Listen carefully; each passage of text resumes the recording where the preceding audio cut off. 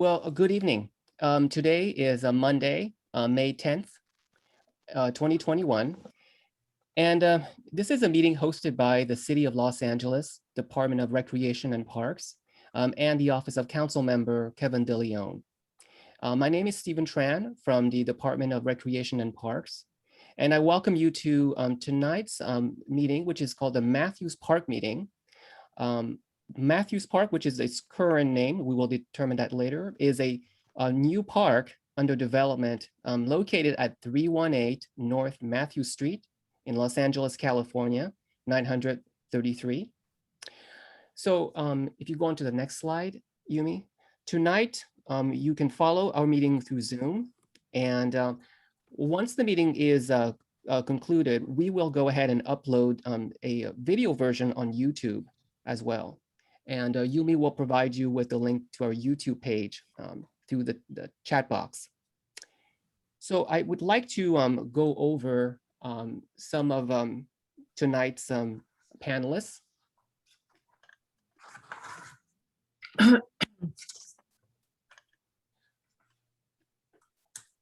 So tonight's panelists, we have Council Member Kevin DeLeon from Council District 14. We also have Nate Hayward, a Capital Projects Director from CD14. From our Rec and Parks Department, we have from our Planning, Construction, and Maintenance Unit branch, we have Daryl Ford, our Superintendent. We also have Craig Rains. And from the Rec and Parks Grants Administration team, we have Bill Jones, our Chief Management Analyst. I'm Stephen Tran, the Senior Management Analyst, and we have Yumi Sangen, our Management Assistant. And from Barbier, we have our Spanish interpreter, Jorge Rodas. Yumi, next slide.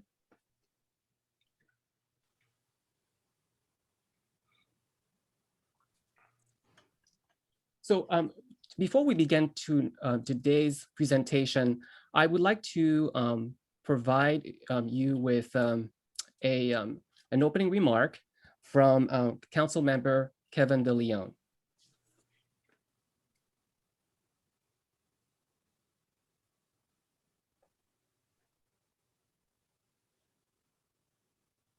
Is that my cue, Stephen? Yes, please. Okay, thank you very much. Thank you very much, Stephen. I appreciate it. I want to say good evening, muy buenas noches to each and every one of you. I'm very glad that all of you can join us tonight for this discussion about Mathews Street Park. And from the very beginning, this project has been about bringing necessary improvements to our community, the resources that we deserve. And we all know that for far too long, the needs of Boyle Heights residents, including new park space improvements for existing parks, have long been delayed. And I'm going to change that. That's why I'm excited that the city was able to purchase this piece of property. And we're going to move forward with developing this new public park, Mathews Street Park. Now, a few years back, when I was the president of your California State Senate, I recognized how parks in our very low-income poor neighborhoods were overcrowded and they needed much improvements. In fact, they were, quite frankly, just far too many parks, or far few parks, I should say, for the number of residents living in our community. And I also saw how communities like our very own Boyle Heights were surrounded by pollution, by the 5 to 10 to 60 freeways, and factories that were pumping out harmful toxics, and like I said, freeways with all the cars polluting from their tailpipes. So I authored a bill, Senate Bill 5, that put the Park and Water Bond Act on the ballot, as we know is Proposition 68. I wanted more parks for our communities. I want more trees, more environmental benefits in our communities that need it the most. And ultimately, the voters overwhelmingly approved my Proposition 68, which provides close to $1 billion for state and local parks and water infrastructure projects. Now, approximately $650 million was dedicated statewide to fund a bunch of parks up and down the state of California. But funding specifically target our low-income communities that lack park space. So as we fast forward a couple of years, since Prop 68 was passed, you are now seeing that we're tapping into that fund to build this park on Mathews Street. Now, my office and the Department of Recs Power Rec and Parks had a series of community meetings, 5 meetings so far with about 300 folks to get the public input that's so important for all of us. Now, we've got feedback, for example, focus on the playground, on the fitness area, as well as the central plaza. And tonight, we're going to be focused on the process of selecting the art we want developed as part of the art elements of the park. This entire process is showing that we can accomplish great things when we work together. And when this is done, it's going to be a new community asset for generations to appreciate and enjoy. So I want to thank all of you very much from the bottom of my heart for participating, getting your feedback on the type of art projects that we want in our Mathews Street Park. It's been a long time coming. We've worked very hard to draw down on this money. For me, it's extra special since I wrote the bill that secured this money, and to now be the city council member to be able to secure the dollars to actually see it come to fruition, to realize this park, because many of our children in Boyle Heights deserve access to parks and green space. And it just shouldn't be just those who live in the wealthiest part of the city or of the state. We're all well deserving of these parks. Nomás quisiera compartir algunas palabras, aunque sea muy breve, con cada uno de ustedes, los residentes de Boyle Heights. Yo soy su servidor, Kevin de León, y me siento bien honrado de estar aquí con cada uno de ustedes hoy, esta noche, para platicar un poquito sobre los detalles de un espacio verde que pudimos adquirir. Y ahora vamos a realizar un parque verde para cada uno de ustedes, porque nuestros hijos son bien merecidos. Nuestros hijos deben tener acceso a los espacios abiertos, los parques verdes para jugar, para gozar, también para nuestras personas de la tercera edad. Así que me siento bien honrado de estar con cada uno de ustedes para recibir sus comentarios, sus opiniones sobre las instalaciones de arte de este gran parque. Estamos aquí con el Departamento de Recreo y Parques, con mi equipo, Nate Hayward, y otras personas que van a hablar directamente con ustedes, pero también van a escuchar sus opiniones, sus comentarios constructivos para llevar a cabo un parque para nuestra gente, un parque para el pueblo. Así que muchas gracias a cada uno de ustedes. Un abrazo muy fuerte de solidaridad, y también nunca se olvide que nuestros hijos merecen mucho más día tras día por las autopistas, la 60, la 10, la 5. Nuestros hijos están respirando aire contaminado, tóxico, venenoso, día tras día, mes tras mes, año tras año, y merecemos muchos más parques para nuestra gente en Boyle Heights. Así que un abrazo muy fuerte, solidaridad. Saludos a todos, y adelante, Steven, con la presentación.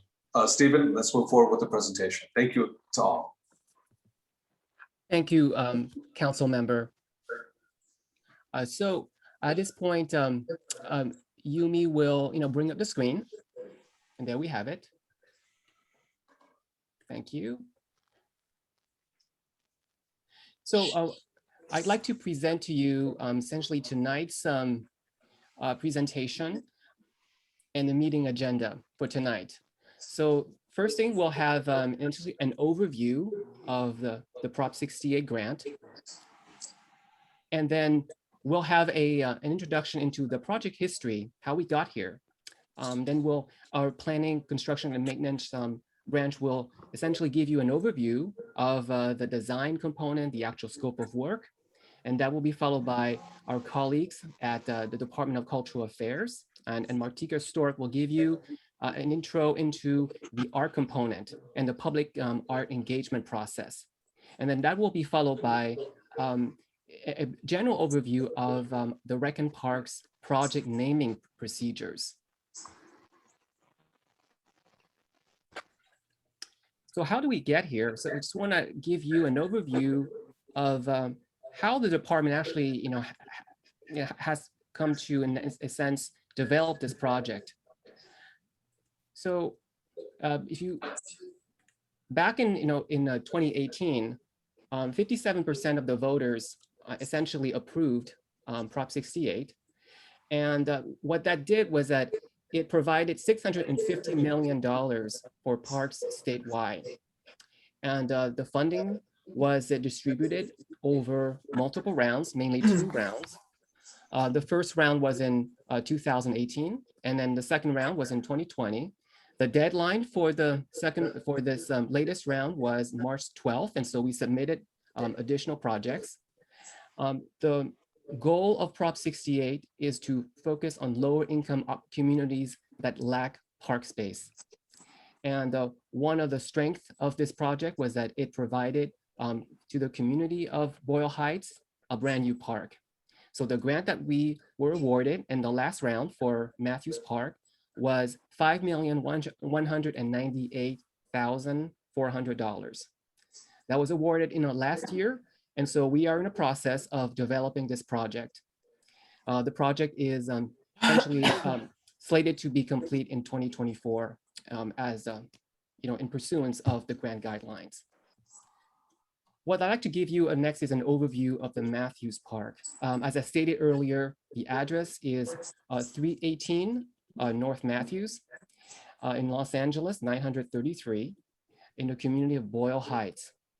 So the Department of Rec and Parks is developing a brand new park on this parcel. And the city, through the application process that we essentially unleashed back in 2019, implemented a series of community meetings. Those meetings were, in essence, parks planning meetings in conjunction with CD14, in conjunction with our stakeholders, and also the community members of Boyle Heights. So that culminated in 5 meetings that were held between June and July of 2019. So the meetings ranged in terms of pop-up meetings to more formal charrette-style meetings where the constituents were able to provide us with their feedback, and we were able to essentially integrate that feedback into the scope of work. Yumi, if you go to the next slide.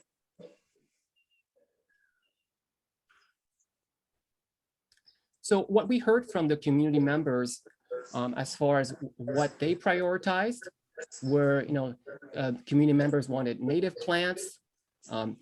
They wanted to see fitness, equipment, playgrounds. They wanted to see cultural spaces, as well as more minor amenities such as benches and seating equipment.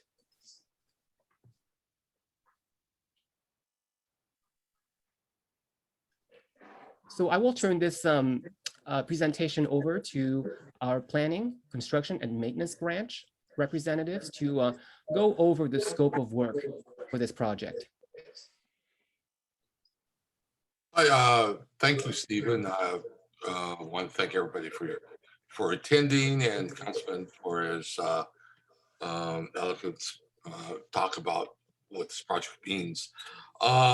As Stephen had mentioned, there was a series of 5 meetings, and the first couple of meetings are really just intended on just gathering information and getting what the constituents would like to see in the space. And what you're seeing on this slide is what we call a conceptual schematic plan. And we took in all the input we got as far as what people would like to see as far as park features, park amenities, such as fencing, shade structures, kind of a nature trail, benches, art component, shade trees, and signage. And then what we took with that is we sort of organized those elements into a conceptualized space. And next slide.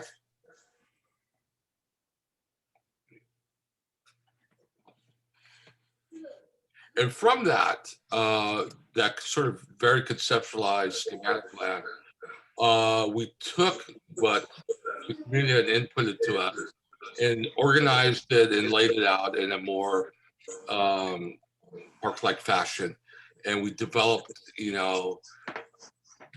from what we heard from them, like the central court space, possible area for artwork, features, fitness area, play area, lots of surf areas, and so forth. And next slide.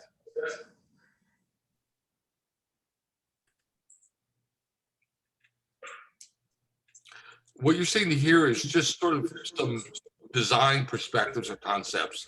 And this one specifically is sort of separating the courtyard space from the kind of more free place, or what was called at one time the pump track area.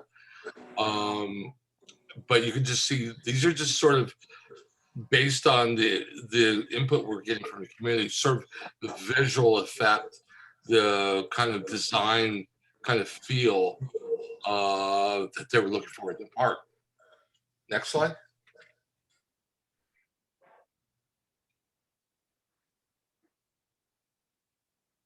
Once again, this is the center courtyard area. You see the centerpiece.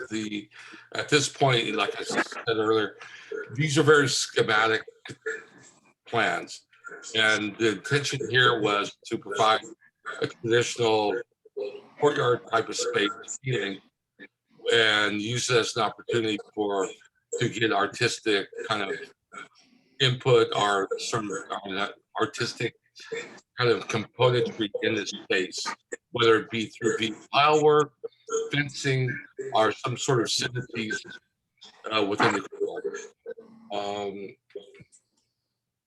Next, please. Okay, sorry. If you could back up one more, I'm sorry. What we're also trying to do here is kind of, now we're in the phase where the plans for the project are really, they're ready to go out to our bid. We have the construction documents completely finished, ready to go. The project's ready to go out to bid. And now the next phase is that we incorporate the DCA and the artistic component of the project. So I believe Mortica. Yes, Mortica will be presenting DCA's presentation of the artistic selection process. Hi, everybody. It's Martica, actually, Martica Store Caraballo. Thank you. Good evening, and thank you, everybody, for participating in this community meeting. My name is Martica Store, and I work with the City of Los Angeles Department of Cultural Affairs. Next slide, please. First, I want to talk about the project goals. This is a public art opportunity managed by the Department of Cultural Affairs. The project will provide local artists with the necessary skill set to become public artists and be able to successfully compete for public art opportunities in the communities where they live. We will develop a public art technical assistant training program for local artists with minimal public art experience. And DCA will commission 2 public artworks for this new park. Next, please.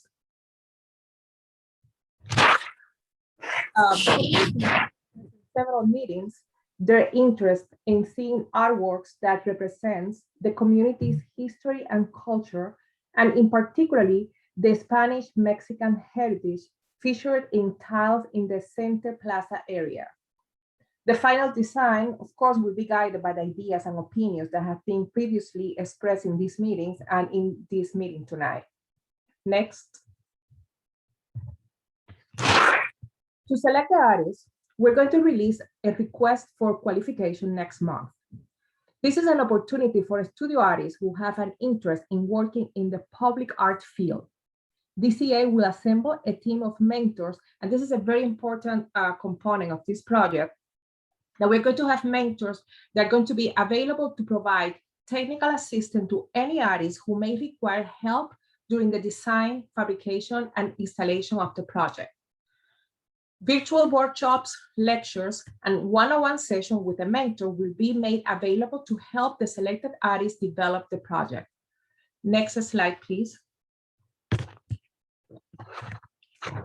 Local artists with little or no public art experience who have interest in entering the public art field are encouraged to apply.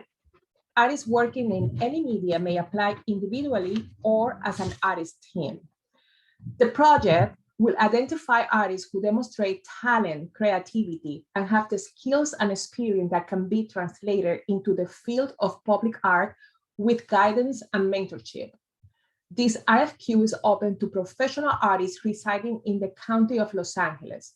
Artists in the neighborhood of Boyle Heights, Highland Park, Eagle Rock, and downtown LA are strongly encouraged to apply. Next.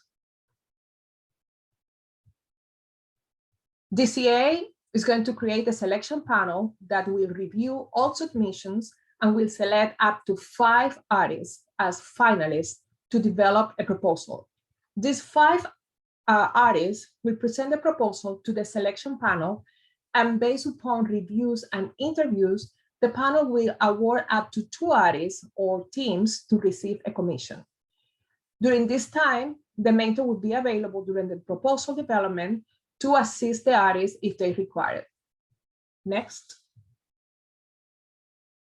And to end this presentation, I just want to give information that all applications must be submitted electronically via a slide room by visiting culturala.slideroom.com.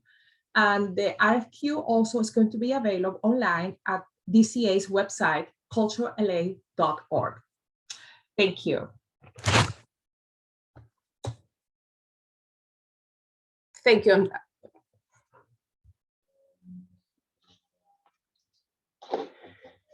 And hello, everyone. My name is Daryl Ford. I'm, again, the Superintendent for Planning, Construction, and Maintenance of Recreation and Parks. So as this part of the presentation, I'm going to talk a little bit about our department's park naming process and how that process applies to this, this potential park as well. Again, we've heard a lot of the comments in the initial community meetings and subsequent meetings about the strong interest in this community to talk more about what the future name of this park is going to be. And I'm going to talk a little bit to you tonight about what the department's process is for coming up with a name for this park that's reflective of what the community wants, the community desires. So just briefly, on the screen in front of you right now is just a quick summary of our department's established naming policies. So our department, after a number of years of considering naming requests, developed a policy back in 2013 to really put down sort of essentially the Board of Recreation Park Commissioners guidelines for naming new parks. There are a few things in that policy that I'll talk about tonight. Then I'll talk to you a little bit about what our process and procedure is for considering a permanent name for this location.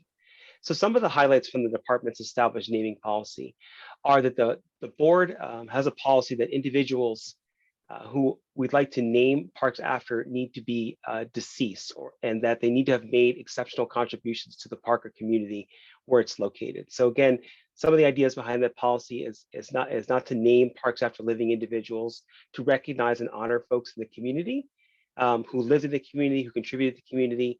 But the board's policy is really trying to look at folks who are deceased for naming. So keep that in mind as we talk a little bit more about potential names or opportunities for naming. There is a conversation, though, that can be had about naming parks after living persons. That's a very specific situation that may be a requirement of a grantee or covenant.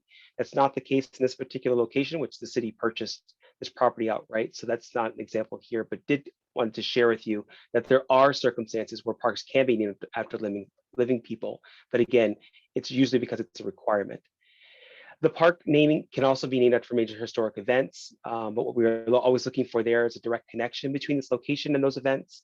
And we always want to have a name that engenders a positive public image and does not unduly commercialize the park. So those are some of the board's sort of policies that they've set out, some of the big picture frameworks that they have put in place with our naming policy to help guide this community discussion. The last piece I'll leave you with here is that initial park names. So as we've referenced this park as Mathews Park, you may also have heard it as with other names. Initially, parks are given administrative names by staff. They're typically based on geographic features like street names or prominent features at the site. So do know that the park right now has an initial park name that has been administratively assigned. But again, the board has a policy that's in place that we work with your community to find a permanent name for this park. So on the next slide, I'll talk to you a little bit about what our process and procedure is for that and how we kind of go forward from here to talk about naming. So again, like I said, the current name for this site is consistent with the board's policy, just a very initial administrative name that's been given by the staff, but it is not the permanent name of this facility. According to our policy, what we'd like to see, if we can, are any naming requests you may have. Please send those to our Board of Commissioners. And on the screen right now is the email address for our board. So naming requests can come informally through that fashion. You can of course mail them to our department, or you can email them. We more or less want to take in your naming requests any way we can. But formally, to kick it off, you should send any proposed namings for this particular location directly to our board. Once the request is received, our staff will be assigned to review those proposed names. And as a part of that process, we look back to our policy that I spoke to earlier to see if those names are in conformance with that policy. But really, we get to the heart of it, which is once the naming proposal has started, we begin to engage with the community to have a good community outreach process to determine if there is a consensus in the community on a new name for a park. That could be meetings like this. It could be meetings at the site, neighborhood council meetings. There's a lot of different opportunities that we would take to conduct community outreach, because our goal, as always, is to make sure that we are developing a consensus in the community on a proposed name for a site, because we want that name to be one that is reflective of the community's desires, and one that really, again, engenders a very strong feeling and connection of the park with the local community. And once the consensus name is identified, our department staff, we prepare a report that goes to our Board of Recreation Park Commissioners, and we'll recommend approval of that proposed name. So again, just wanted to talk a little bit tonight about what that process is. I mean, I really want to emphasize that we look at a naming process as a conversation with the community, because the department wants to make sure that the facilities that you are using that are in your neighborhood, that you will play in, your kids will play in, and that you'll visit and see, have a name that really reflects your desires and really reflects your community. So it's about building consensus, it's about listening, but ultimately it's about hearing out what your community would like to see for the park. And with that, that comes to the end of our presentation. So thanks, Stephen. Thank you, Daryl. So this is the time that we will address some of the comments and questions that we have received so far. So I see that there's some questions from Adriana Kesterholm. She's saying that she's an architect and she lives a block away from the site. Super excited about the park. And who is the landscape designer being hired for this job, and how will we prevent this park from being overwhelmed by our unhoused neighbors? And just to add to that also, there are a number of other comments in Spanish which have expressed concerns about this park potentially attracting crime, drugs. And there's also another question as to why isn't anything done about Hollenbeck. So just to start out, I know I've just included multiple issues. So in terms of this question, can you answer who is the landscape designer being hired for this job, and how will this park be overwhelmed by our unhoused neighbors? Well, Stephen, again, it's Daryl Ford, Recreation and Parks. I'll start. The landscape designer who designed this park is on this call right now, and it's Mr. Craig Rains. So this is a park that was designed in-house by city staff, and Craig Rains, again on this call, is who participated in all the community outreach at the beginning of this park, along with Nate and others in the organization to get all the input. Craig is the designer of the project, so he is the landscape architect that the city has pulled together to do this. And I'll just share on that regard is this is something that the city takes a lot of pride in. I mean, again, it's important that you have that continuation of folks who've been engaged in a park and in a project from the beginning, who are going to see it all the way through. And that's why we feel very confident that the final design is truly reflective of the community input we got. But to answer that easy question, it's the landscape architect is Mr. Craig Rains. Daryl. Can I add to that? Yeah, I it's like one of the cool things here is that I get to see the project from its birth to its creation to its getting used, and I will be the project manager and the construction manager, so I'm definitely available for any community kind of questions, input. If you're not seeing something that's looking quite kosher or to what you're kind of was shown on the plans, more than happy to work with everybody to make sure that you guys get the park you need and want. Thank you, Daryl, and thank you, Craig. Can you also address questions about security measures? The park security is, we all know the issues are occurring in our public streets, right of ways, parks, so forth. We did the best here. This is one of the opportunities that we're looking at is the perimeter fencing to help kind of secure the park. The park will have the self-locking gates, which will automatically, lock at certain hours determined for the park use. And then I would say that's probably the biggest thing that we can do. Nothing, we're hoping that the space gets super activated and a lot of positive use, which is in my estimation or my experience, has been one of the best ways to keep sort of the component you were talking about here out of the park. So it's really, it's us taking pride in what we present to you, and then it's you guys taking pride and taking ownership of the space. Thank you. Yeah, and I'll just add on to what Craig said just briefly, and he said it exactly right.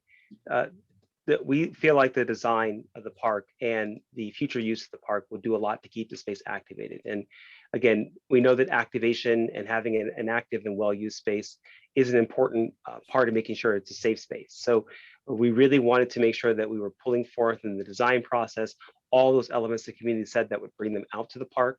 Like Craig noted, we did include certain elements like perimeter fencing and gates that'll be automatically timed to open and close when the park is supposed to open at sunrise, and then close when the park, and lock when the park is supposed to be closed at sunset. So we have built some design features in there, of course, for that level of safety, but really what we're looking at is making sure the space is activated, that families and youth and everyone are using them.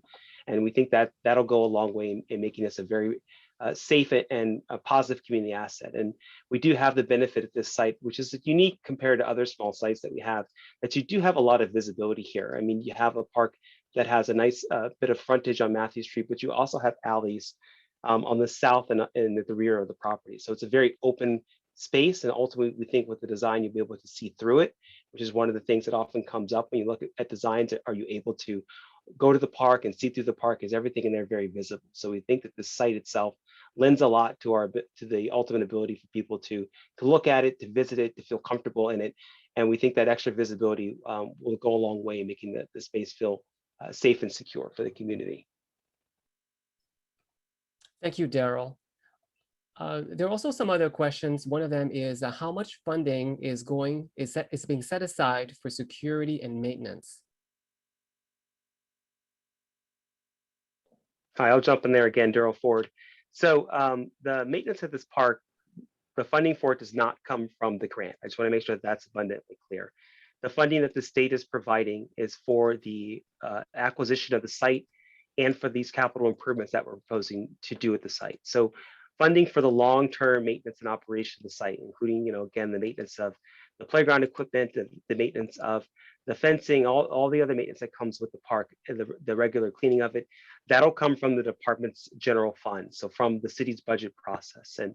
And so the city, what it does every year, in fact, we're in the middle of the budget process as we speak, what the city does every year is that our department does is we request funding for new parks that are opening. So when this park is coming closer towards opening, we'll make a request to the city's budget process for funding for its operation and maintenance. And that's the standard way that we address the operation and maintenance funds for our park. But the short answer is it'll come from the city, and it'll come from resources that were requested as part of the city's budget process.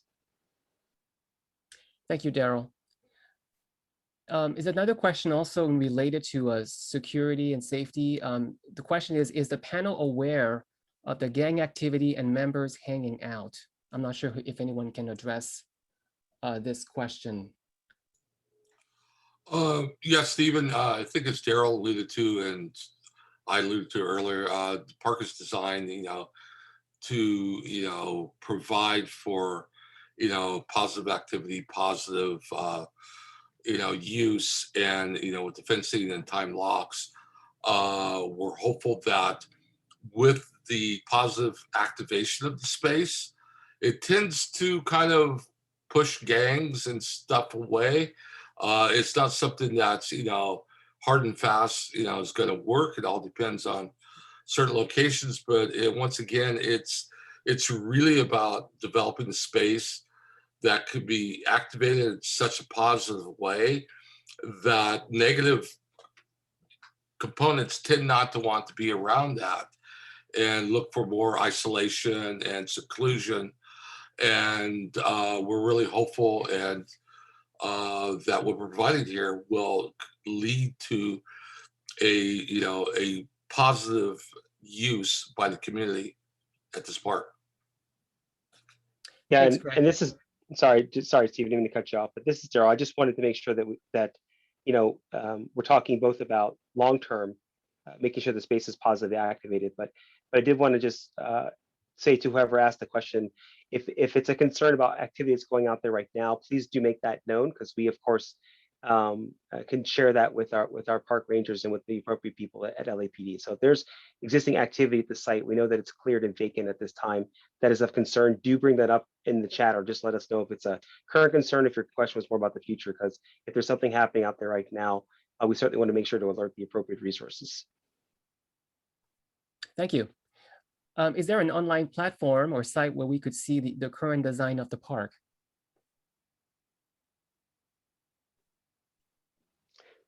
I can take it, Craig. Yeah. So one of the things that happens is, as Craig had noted before, we have completed the final plans for the park. So our next step typically, or our next step here before we go to the bid and award process, would be to take those final plans and specifications to our Board of Recreation Park Commissioners for approval. As some of you in this call may know, we had taken our plans to approval to the board back in March, and there were some questions and comments that came up during that meeting, which is part of what prompted us to make sure to touch back in with the community to talk about this project. But ultimately, what will happen is those final plans for the project will be posted, and there'll be a part of that report that's approved by the board. So there is an opportunity through that to go ahead and review those plans. So I just wanted to make sure everybody knows that it will be something that's a part of the public board report process when the project goes to the board to be awarded. And Craig, I didn't know if you want to chime in with anything else. No, that sounds correct, Daryl. That's the best opportunity to view, the final plans and design, which I'll add really don't differ all that much from what you're seeing here, just some minor spatial configurations, but the plans that you would see at the board will be the fully dialed out construction docks, what we'll be building from. And like I said, too, I will be the PM and CM through the entirety of this process. So, feel free to reach out. Thank you. Another question, this is in regards to stormwater capture. Do you have looks like there are some stormwater capture features. Do you have an estimate of how much water will be captured?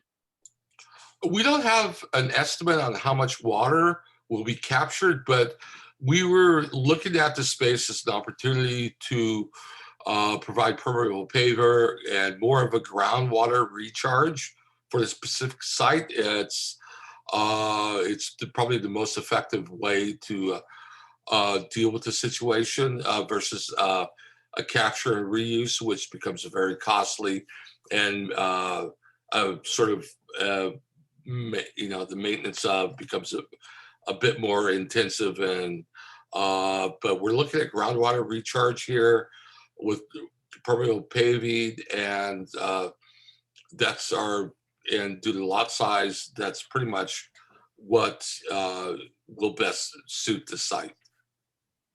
Yeah, and this is Daryl, just to chime in on that, just to make a point that one of the things we pride ourselves on are nature-based solutions, like Craig had noted, trying to see opportunities where we can use design elements to help us with that, like permeability, getting water back, into the groundwater. So really, given the park size, like Craig noted, permeable pavers and landscaped areas are the options that we looked at for capturing that stormwater on site. But trying to rely on nature-based solutions is something that we recreation parks are constantly harping on. So it's something we like to include in all designs where we can. Thank you. There was also another question that relates to the fact that some landlords were not aware of the planning meetings that occurred back in 2019. I just want to let you know that back in 2019, both Rec and Parks as well as CD14 conducted these 5 meetings that relate to this current Mathews Park. And as part of that effort, we did outreach. We distributed flyers, and we were able to, conduct these meetings in multiple locations. And so it's unfortunately that some were not able to attend, but in large part, the ideas that we collected from the community members through those meetings were in large part influential in the scope of work that you are seeing tonight. Stephen, this is Bill Jones. I also want to just comment, and I think it was brought up earlier in the presentation, that we did have active participation during those 4 meetings back in 2018. I believe we had close to 300 community members come forward during those meetings and participate in the planning process.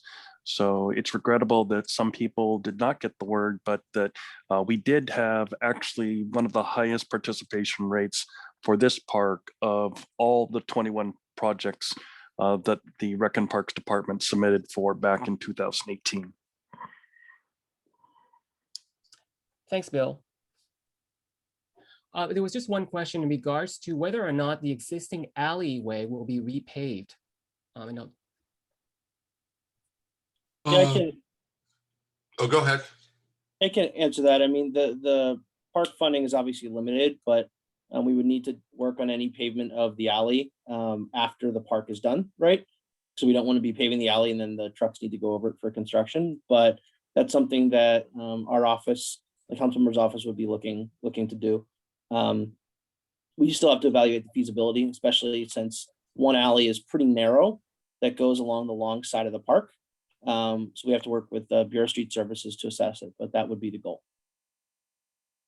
Yeah, thank you, Nate. And just let everybody know the funding for this project only applies to areas within Rec and Parks.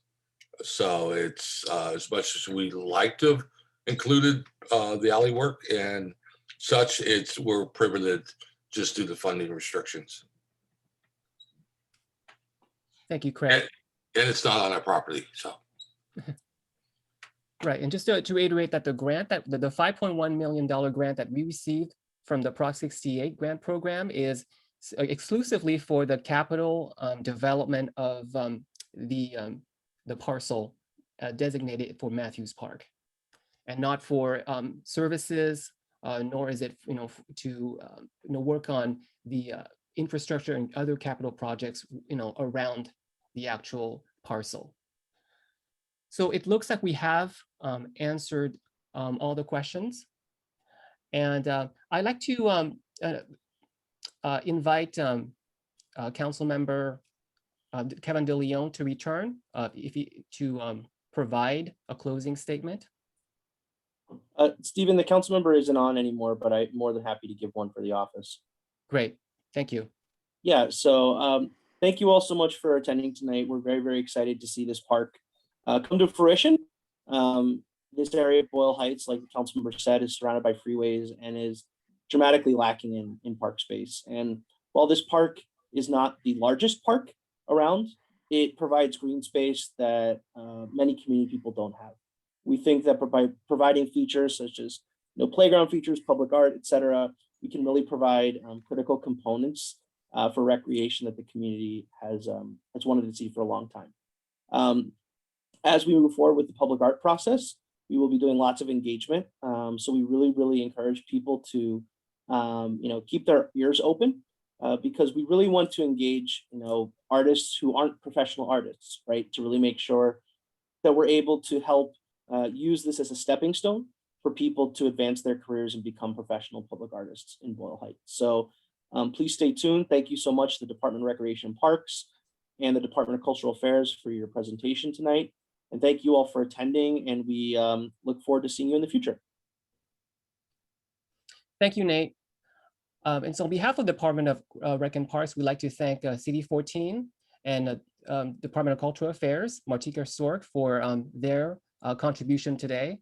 And on behalf of RAP, I'd like to wish you a wonderful evening. Thank you very much.